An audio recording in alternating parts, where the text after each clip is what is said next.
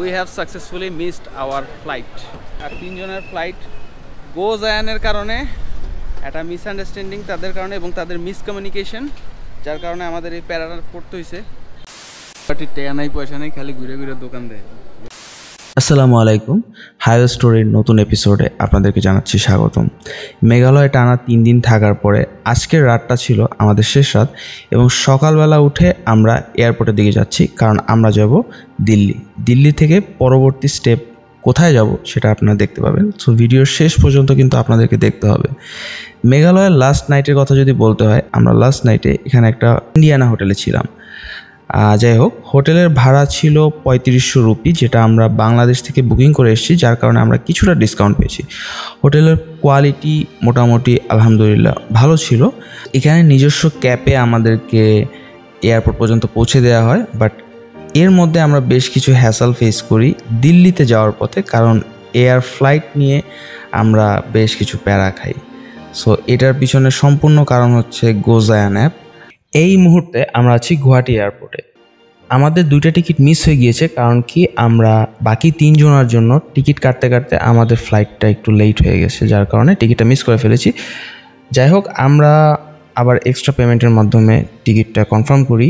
এখন ব্যাপার হচ্ছে কি, আপনার যদি এরকম কোনো ঝামেলায় পড়েন, অবশ্যই না যাওয়াটাই আমি সাজেস্ট করব, কারণ আগে থেকে যদি এয়ার টিকিট না কাটা থাকে খরচটা অনেক বেশি পড়বে, সেক্ষেত্রে আপনি ফিনান্সিয়াল অনেক মারা খাবেন। আমাদের অলমোস্ট 1.5 ঘন্টা সময় লেগেছে গুয়াহাটি থেকে দিল্লি এয়ারপোর্টে পৌঁছাতে, এবং আমরা একটু তাড়ার মধ্যে আছি, কারণ আমাদেরকে খুব তাড়াতাড়ি কাশ্মীরের বাসের জন্য যেতে হবে। সো এইটা যেই জায়গা থেকে কাশ্মীর গেট, ওইখানে গিয়ে আমাদেরকে খুব তাড়াতাড়ি পৌঁছাতে হবে।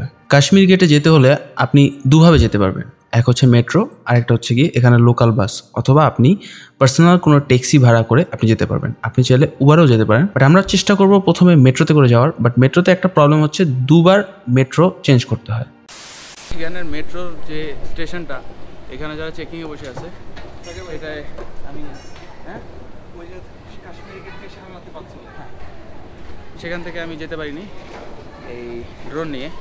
সো 10 নম্বর থেকে শুরু করে 17 নম্বর পিলার পর্যন্ত যে ব্লু কালারের বাসগুলো আছে, সেগুলো করে আমি কাশ্মীর গেট যেতে পারবো। কাশ্মীর গেট বাসে করে গিয়ে দেন ওখান থেকে কাশ্মীরের উদ্দেশ্যে যাব।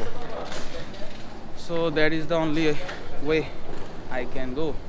বাসে অনেক বেশি টাইম লাগাইতেছিল, যার কারণে আমরা উবার কল করছি, আর উবার ড্রাইভার এখানে যাচ্ছি 3 নম্বর পিলার যেতে বলছে, আর ওইখান থেকে দেন আমরা কাশ্মীর গেটে যাব, কারণ এছাড়া আর কোনো ওয়ে পাচ্ছি না তাড়াতাড়ি যাওয়ার, কারণ ওখানে সারা রাত তো বাস চলে না।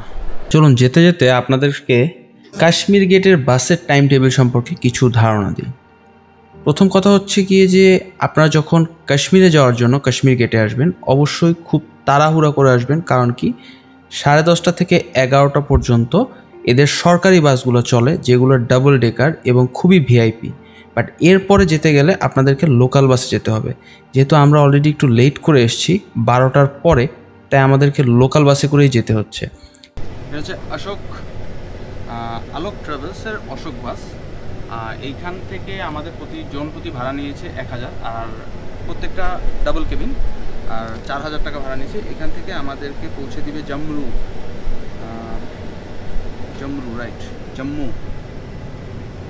পৌঁছে দিবে। ওখান থেকে নাকি আরও 250 কিলোমিটার দূরে, বলতে পারতেছি না কীভাবে যাবো, বাট আগে জম্মু পর্যন্ত যেতে হবে। সকাল 10টার মধ্যে পৌঁছে দিবে, মাঝখানে 2 ঘন্টার ব্রেক দিবে। বাট দিয়ে ইন্ডিয়া ট্যাক্সিতে 300 রুপি এক্সট্রা নিয়ে গেছে ওদের পার্কিংয়ের কথা বললাম। আমাদের বাস অনেক লেট করে ছেড়েছিল, 12:30-এ ছাড়ার কথা ছিল, বাট সেটা 3টা বাজে ছেড়েছে। সো আমাদের ওই অনুযায়ী পৌঁছাতেও অনেক লেট হয়েছে। আমাদের 3টার পর আমরা জম্মুতে গিয়ে পৌঁছেছি। এই মুহূর্তে আমরা জম্মুতে চলে আসছি, আর জম্মুতে এখন হচ্ছে কি আমরা খাবার দাবার খাবো, দেন হচ্ছে কি ডিসাইড করবো কোন দিকে যাওয়া যায়। তো আমরা একটা গাড়ি নিয়ে শ্রীনগরের উদ্দেশ্যে যাচ্ছি, অ্যান্ড আলতাফ ভাই who is going to guide us today. And এখানে কিছু প্লেসের কথা বলছে, পেহেলগ্রাম, দুধগ্রাম, দেন গুলমার্গ, সোনমার্গ, এইসব জায়গা আমরা আগামীকাল এক্সপ্লোর করবো। সেটা আলতাফ ভাইয়ের মাধ্যমে হয়তো বা করবো।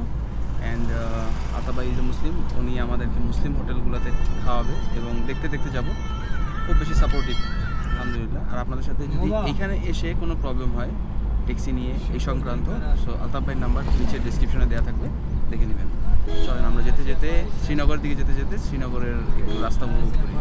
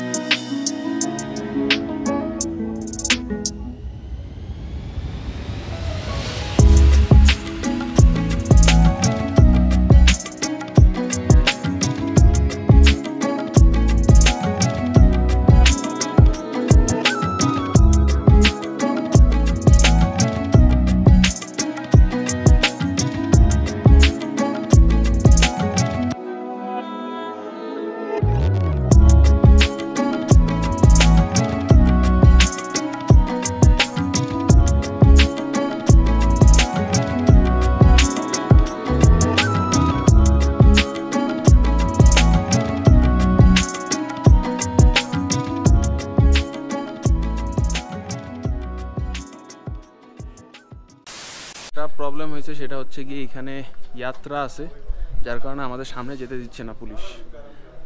সকাল 4টার পরে বের হতে পারবো, এখন একটা জায়গায় আটকানো আছি। আর এইখানেই যে কোনো একটা রুম নিয়ে আমাদের এখানে থাকতে হবে, কালকে সকাল 4টার সময় বের হতে হবে। একটা বিশাল ঝামেলা বেড়ে গেলাম, যতই ফরেনারদের আরও বেশি যেতে দিচ্ছে না এই দেশ।